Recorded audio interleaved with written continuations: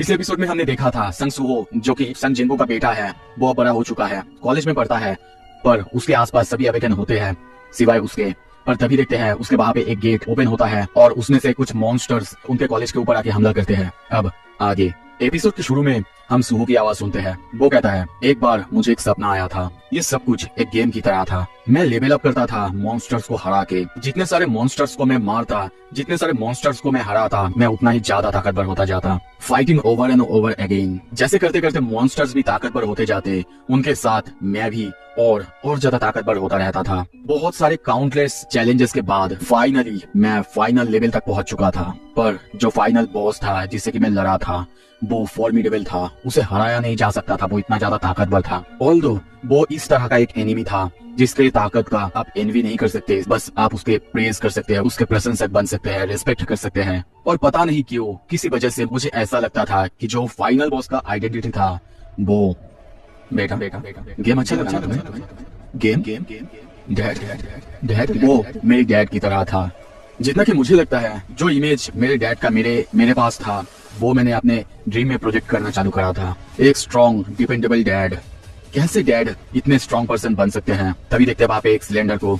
वो सोचता है, डैड अगर आप मेरी जगह पे होते ऐसी सिचुएशन में तो आप क्या करते? वो उस सिलेंडर को उठाता है और दौड़ते हुए उस मॉन्स्टर के पास जाता है और उसे जोर से मारता है और सोचता है, हाँ मुझे पता है अगर वो होते तो भी यही करते। वो उस मॉन्स्टर को मारता है जिससे हम देखते हैं उसका खून निकल जाता है, वो पीछे की तरफ खिसक जाता है और वो सोचता है, अब मैं क्या करूं? मैंने इसे अटैक किया है, पर मुझे जितना पता है नॉन अवेकन लोगों की अटैक्स मैजिक बीस्ट पर काम नहीं करते। शायद मुझे बिना प्लान करे ऐसा कुछ करना नहीं चाहिए था। पर तभी वो चौंकता है क्योंकि उसके सामने वो मॉन्स्टर गिरते गिरते बचा था।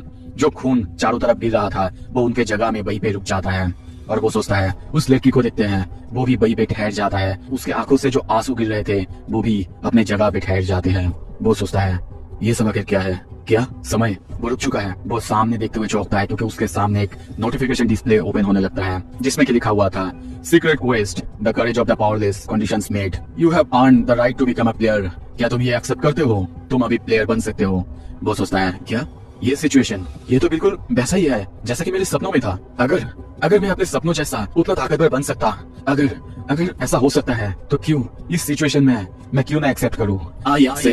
उसके ये कहते ही वहां पे जोरदार एक चमक होता है, एक रोशनी चारों तरफ बिखर जाता है, नोटिफिकेशन आता है, कांग्रेचुलेशंस तुम एक प्लेयर बन चुके हो। और उसके ही साथ बहुत सारे सीक्रेट क्वेस्ट ओपन होता है। उसको बहुत सारे ब्लेसिंग्स मिलते हैं जैसे कि काइंडर्स ब्लेसिंग्स, लॉन्जिविटी और सिस्टम, उसकी ग्रोथ, जो कि वो अब एक प्लेयर है वो भी सिस्टम की वजह से ग्रो कर सकता है। और उसमें एक और लिखा आता है कि ये कोई ड्रीम नहीं है, प्लीज बी केयरफुल, क्योंकि तुम्हारे पास बस एक ही लाइफ है। उसके पास बिल्कुल वैसा ही सिस्टम आता है, वैसा ही स्टैट विंडो आता है जैसा कि संग जिनको के पास था। ये देख के वो बहुत ज्यादा खुश होता है और सोचता है, द स्टेटस विंडो, जैसा कि उसी गेम में था एज एक्सपेक्टेड। तभी एक क्वेस्ट अपेयर होता है, डिफीट द मिस्ट बार्न, और उसके साथ लेवल अप करो। और तभी समय फिर से कंटिन्यू होता है। मिस्ट बार्न जो कि उसके सामने था वो हिलने लगता है और उसके ऊपर लिखा हुआ था डी रैंक एवेकन मिस्ट बार्न। और वो सोचता है, क्या समय फिर से चल रहा है? और वो उस लड़की को भागने के लिए कहता है।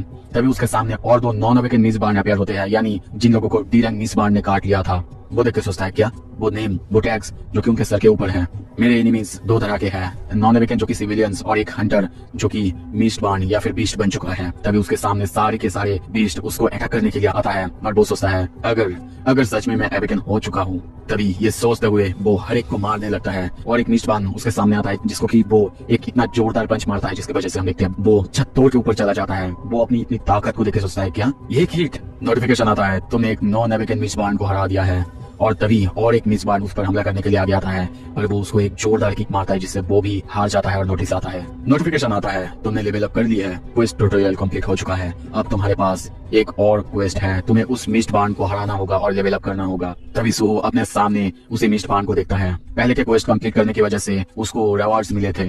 ये सब देख के वो सोचता है, अब कंफर्म हो चुका है, मैं अवेकन हो चुका हूँ। वो उस मिस्ट बार्न को जाके जोरदार एक पंच मारता है पर इससे उसका कुछ भी नहीं होता। वो सोचता है, क्या ये मेरी मार को सह गया? और तभी वो मिस्ट बार्न अपने क्लॉस से अपने हाथों से उस पर जोरदार एक स्लैश करता है जिससे उसकी छाती पे चीर जाता है पूरी तरह से। वो उसे पैरों से लात मारता है और खुद दूर चला आता है और अपने घाव को देखते हुए सोचता है, डैम इट, मैं इंजर्ड हो चुका हूँ, इसका मतलब मैं भी अब एक मिस्ट बार्न बन जाऊंगा। मैं तो अभी अवेकन हुआ हूँ और मैं अभी एक डिमन बन जाऊंगा। नहीं। तभी नोटिफिकेशन आता है, एक एबनॉर्मल स्टेटस तुम्हारे बॉडी के अंदर डिटेक्ट किया गया है। उस एबनॉर्मल चीज को तुम्हारी बॉडी से हटा दिया गया है ड्यू टू लॉन्जेविटी। और अगर आपको याद होगा ये हमने सोलो लेवलिंग में पहले ही देखा था। जब संग जिनवू जहर पी लेता है तब उसकी बॉडी उस इफेक्ट को दूर कर देता है। सुहो ये देख के सोचता है क्या लॉन्जिविटी?